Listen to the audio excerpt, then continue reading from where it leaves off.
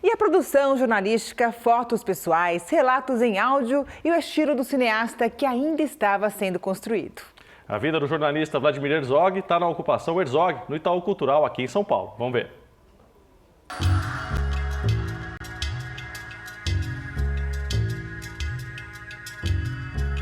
Uma referência como jornalista, seja no jornal impresso ou na TV, símbolo da resistência cultural e de defesa dos direitos humanos no Brasil, vítima do embate polarizado da política brasileira nas décadas de 60 e 70 e, principalmente, uma voz que não calou diante da repressão de ideias contrárias ao regime durante a ditadura militar no país. Tinha muita coisa que a gente nunca tinha conseguido organizar, que eram os acervos do Ivo Herzog e da Clarice Herzog, do filho e da viúva, que eram quase 2.000 fotos e caixas de documentos, da onde a gente descobriu cartas e objetos pessoais do Vlado. São vários e vários acervos que foram investigados, né? Arquivo Nacional, acervo do Estado de São Paulo, acervo da família, acervo do Instituto, Cinemateca, acervos de amigos. Vladimir chegou ao Brasil ainda criança, vindo da Europa na década de 40.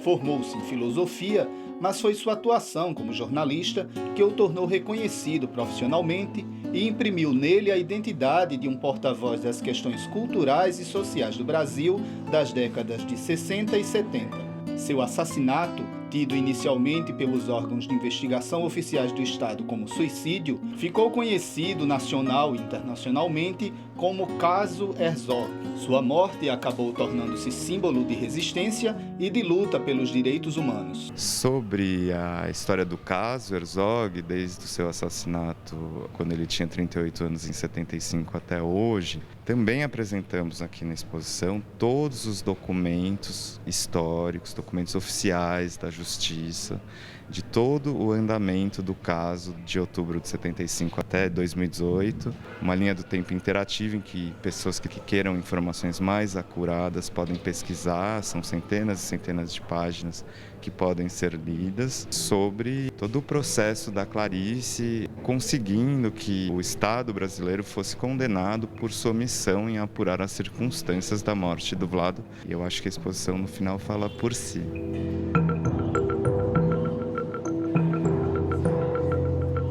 A ocupação perpassa por uma linha temporal, inclusive por momentos ainda não muito conhecidos de Vlado, nome de batismo de Vladimir.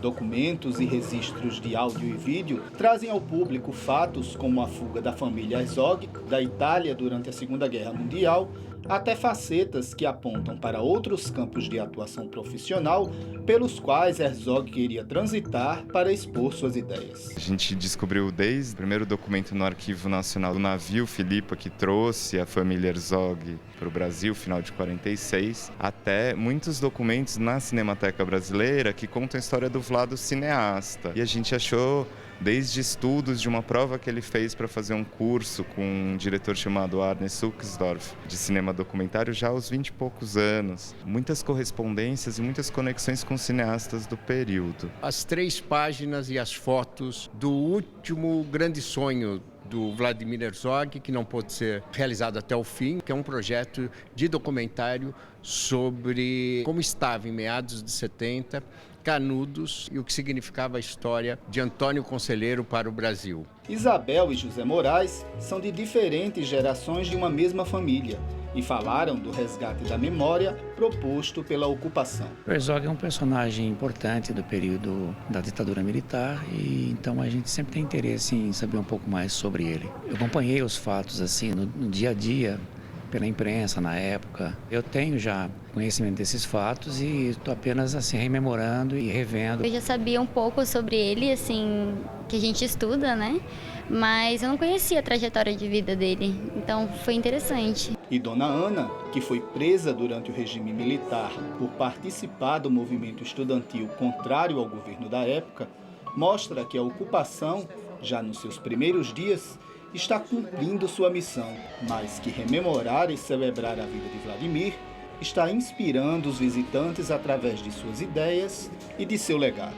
Uma carta que o pai dele escreveu em 68 para ele, contando o que aconteceu com a família quando a cidadezinha dele na Iugoslávia foi invadida e como foi a fuga deles, né? Ele tinha 4 anos e como parece que ele tinha vida dentro dele, né? Ele superou isso, ele foi em frente. Além disso, eu fiquei pensando que talvez seja a hora de escrever uma carta para os meus filhos e meus netos.